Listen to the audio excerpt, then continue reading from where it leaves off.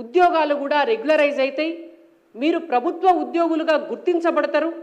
కాబట్టి తెలంగాణ రాష్ట్ర ఉద్యమంలో మనం చెయ్యి కలుపుదాం, కాలు కదిపి కదం దొక్కి రాష్ట్రాన్ని తెచ్చుకుందామని చెప్పి ఆ పోరాటంలో వాళ్ళను భాగస్వాములను చేసినాం. గత ముఖ్యమంత్రి ఆనాటి తెలంగాణ ఉద్యమ నాయకుడైతే తెలంగాణ రాష్ట్రం వస్తే కాంట్రాక్ట్ అనేటువంటి పదం లేకుండా చేస్తామని చెప్పి ఆనాడు మాటిచ్చిండ్రు తెలంగాణ సమాజానికి. తెలంగాణ రాష్ట్రం వస్తే నిరుద్యోగి అనే మాట వినబడదు అని చెప్పి మాటిచ్చిండ్రు ఆనాడు తెలంగాణ సమాజానికి. ఒక పెన్ను పేపర్ ఉంటే చాలు, స్వరాష్ట్రం ఏర్పడితే ఒక్క పూటల సర్వీస్ రూల్స్ మార్చి ఉద్యోగుల భవిష్యత్తు బ్రహ్మాండంగా చేస్తామని మాటిచ్చిండ్రు ఆనాటి ఉద్యమ నాయకుడు కేసీఆర్ గారు తెలంగాణ సమాజానికి.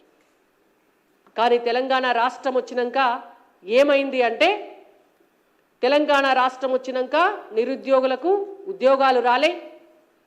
ఆనాటి 10 ఏళ్లల్లో ఒక్కనాడు జాబ్ క్యాలెండర్ రిలీజ్ కాలే. ఇవాళ 6 నెలల కాంగ్రెస్ ప్రభుత్వ కాలంలో కూడా ఇప్పటి వరకు జాబ్ క్యాలెండర్ రిలీజ్ కాలే. 22,000 మంది విద్యుత్ రంగంలో పనిచేసేటటువంటి కాంట్రాక్టు ఉద్యోగులకు సబ్స్టాండర్డ్ రూల్స్, ఈ సబ్స్టాండర్డ్ రూల్స్ అనేటువంటివి భారతదేశంలో ఏ రాష్ట్రంలో లేవు, కేంద్ర ప్రభుత్వంలో కూడా లేవు. ఒక కొత్త రూల్స్ తెలంగాణ రాష్ట్రంలో ఒక కొత్త రూల్స్ పెట్టి ఆ రూల్స్ ప్రకారంగా వీళ్లను రెగ్యులరైజ్ చేస్తున్నాము అని అబద్ధాలు చెప్పి ఒక కొత్త పదం ఆర్టిజన్ అనేటువంటి ఒక పదాన్ని క్రియేట్ చేసి ఆ 22,000 మందిని ఆర్టిజన్లుగా గుర్తించింది గత ప్రభుత్వం. ఇవాళ వాళ్ళు నెత్తి నోరు కొట్టుకుంటున్నారు. ఈ 22,000 మందికి ప్రభుత్వ ఉద్యోగికి వచ్చేటటువంటి పే స్కేల్ రాదు. ఈ 22,000 మందికి ప్రభుత్వ ఉద్యోగికి వచ్చినట్టుగా ఈపీఎఫ్ రూల్స్ వర్తించవు.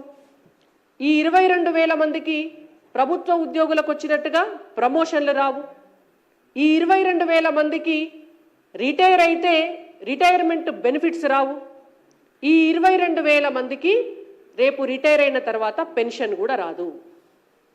ఇది గత బీఆర్ఎస్ ప్రభుత్వము విద్యుత్ కార్మికుల జీవితాలను ఆగం చేసేటటువంటి ఒక కొత్త రూల్స్ తీసుకొచ్చి అటు వాళ్ళు ప్రైవేటు ఉద్యోగులు కాదు, అటు వాళ్ళు కాంట్రాక్ట్ ఉద్యోగులు కాదు, ఇటు ప్రభుత్వ ఉద్యోగులు కాదు, వాళ్ళ జీవితాలను త్రిశంకు స్వర్గంలో పెట్టింది. ఇవాళ మేము రేవంత్ రెడ్డి గారి ప్రభుత్వాన్ని డిమాండ్ చేస్తున్నాం. మీరు అవకతవకల పైన, అవినీతి పైన చర్యలు తీసుకోవడానికి కమిషన్ వేయడం అనేటువంటిది ఎంత ముఖ్యమో దాన్ని పారదర్శకంగా నడిపించి గత ప్రభుత్వం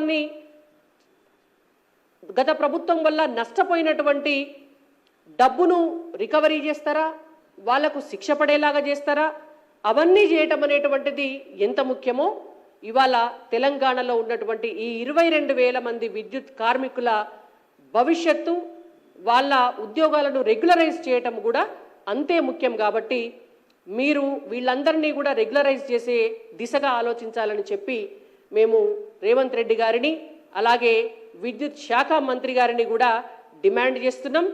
దాంతోపాటుగా గత 2 సంవత్సరాల క్రితం ఆర్టిజన్లుగా ఉన్నటువంటి మమ్మల్ని ప్రభుత్వ ఉద్యోగులుగా గుర్తించండి అని చెప్పి ధర్నా చేసినందుకు 200 మంది విద్యుత్ శాఖలో పనిచేసేటటువంటి ఉద్యోగులను టర్మినేట్ చేసినారు.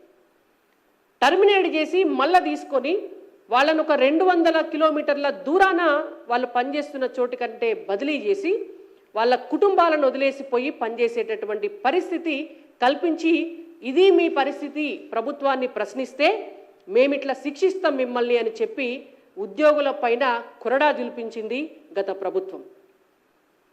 ఇవాళ ఆ ఉద్యోగులందరికీ కూడా, ఆ 200 మంది ఉద్యోగులకు కూడా మళ్ళీ వాళ్ళ స్వస్థలాలకు, వాళ్ళు గతం నుంచి పనిచేసినటువంటి చోటుకు బదిలీ చేసే విధంగా కూడా రేవంత్ రెడ్డి గారు చర్యలు తీసుకోవాలని చెప్పి డిమాండ్ చేస్తూ, విద్యుత్ రంగ కార్మికులతో పాటు విద్యుత్ శాఖలో జరుగుతున్నటువంటి అవినీతిపై మీరేసినటువంటి కమిషను, దాని తదనంతర తీసుకోబోయేటటువంటి చర్యలు కూడా కేవలం రాజకీయాల కోసం కాకుండా ఇవాళ విద్యుత్ కార్మికుల జీవితాల్లో వెలుగులు నింపాలి.